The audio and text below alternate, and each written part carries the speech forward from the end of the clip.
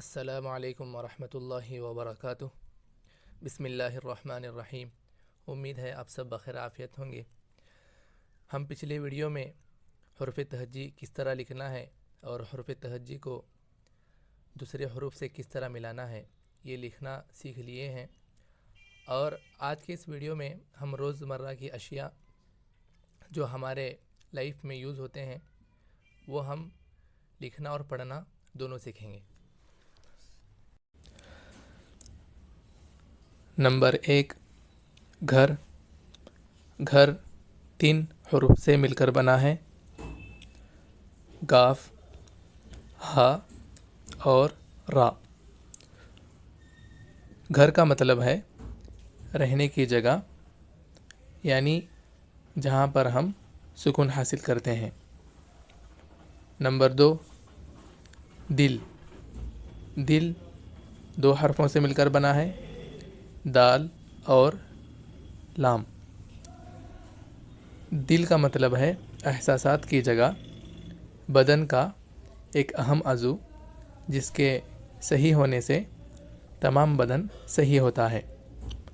Number 3، دن۔ دن 2 حرفوں سے مل کر بنا ہے، دال اور نون۔ دن کا مطلب ہے صبح سے شام تک کا وقت، یعنی 24 گھنٹے کا روشن حصہ۔ نمبر 4، رات۔ رات 3 حرفوں سے مل کر بنا ہے، را، الف اور تا۔ رات کا مطلب ہے شام سے صبح تک کا وقت، یعنی 24 گھنٹے کا اندھیرا وقت۔ نمبر 6، نام۔